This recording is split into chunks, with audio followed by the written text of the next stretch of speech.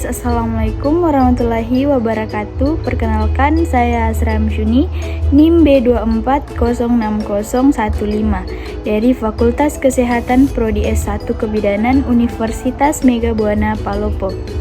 Baik, di sini saya akan menjelaskan tentang edukasi pasca persalinan untuk memenuhi tugas mata kuliah Fisiologi Kehamilan, Persalinan, Nifas dan Bayi Baru Lahir dengan dosen mata kuliah Ibu Arnianti STR Kep Kep. Oke, baik, langsung saja ke videonya. Nah, apa sih itu depresi pasca persalinan? Depresi pasca persalinan adalah suatu gangguan kesehatan mental pada perempuan setelah menjalani persalinan. Nah, depresi pasca persalinan ini agak mirip dengan baby blues. Bedanya, kalau baby blues ini terjadi pas ketika seorang perempuan itu melewati masa persalinannya. Ini berlangsung sekitar 2 minggu, setelah itu akan hilang. Sedangkan depresi pasca persalinan ini terjadi sekitar 2 hingga 3 bulan ketika perempuan itu melewati masa persalinannya, dan depresi pasca persalinan ini dapat menjadi lebih serius jika tidak ditangani dengan tepat. Nah, penderita depresi pasca persalinan ini akan mengalami stres yang berlebihan karena suatu masalah yang dipendam sendiri tanpa memberitahukan kepada keluarganya ataupun suaminya. Depresi pasca persalinan ini bisa menetap hingga berbulan-bulan ataupun hingga bertahun-tahun. Bahkan jika tidak ditangani dengan serius bisa menyebabkan penderitanya menjadi gila ataupun bunuh diri. Nah, adapun beberapa penyebab terjadinya depresi pasca persalinan. Yang pertama, ada perubahan hormonal. Contohnya itu seperti perubahan hormon estrogen dan hormon progesteron yang cukup ekstrim. Penyebab yang kedua yaitu sudah ada bibit depresi.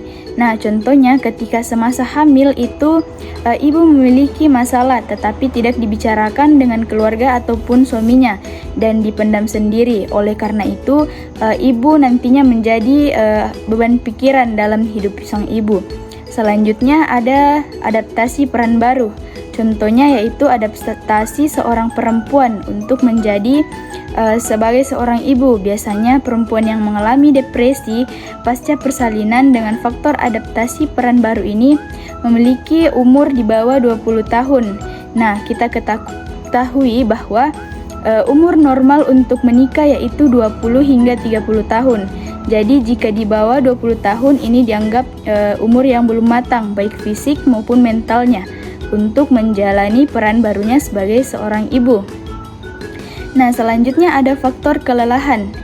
Faktor kelelahan yang dimaksud ini seperti misalnya ibu sudah lelah untuk menjalani berbagai kegiatan seperti mengurus rumah, mengurus bayinya, dan mengurus lain-lain, sehingga dirinya itu sudah cukup lelah dan membutuhkan bantuan, dan karena tidak ada yang peduli dengan dia atau perhatian keluarganya lebih kepada sang bayi, sehingga sang ibu merasa lelah dan memendam sendiri segala masalahnya.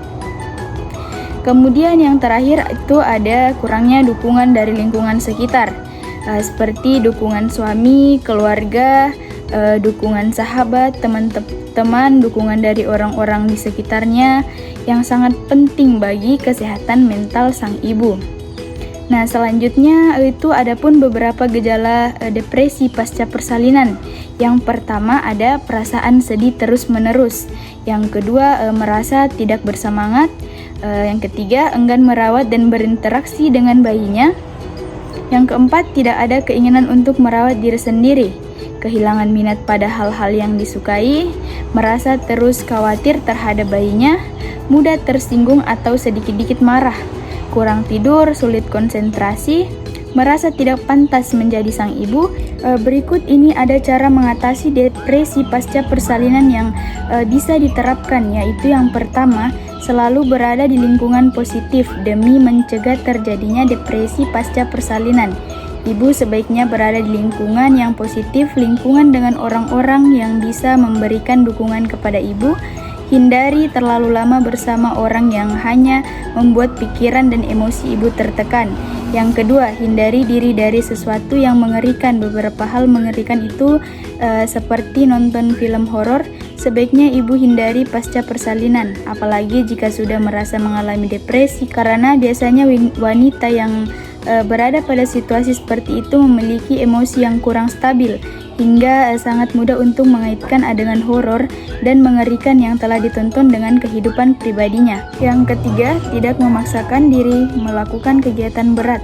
Kewajiban sebagai seorang ibu dan istri memang cukup berat. Meskipun begitu, ada baiknya membicarakan hal tersebut dengan pasangan.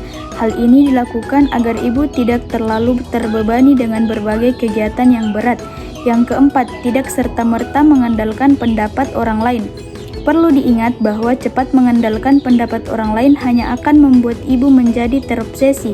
Ada baiknya untuk memilih tiap yang didapatkan dari orang lain. Bila merasa tidak bisa dijalani, tips tersebut sebaiknya jangan dipaksakan.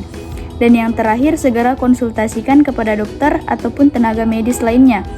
Nah, pada dasarnya kan ibu yang paling tahu bagaimana kesehatannya sendiri. Oleh sebab itu, ketika mulai merasa bahwa depresi pasca persalinan sudah semakin memburuk, ibu sebaiknya segera menghubungi dan berkonsultasi dengan dokter ataupun bidan yang mengurus persalinan.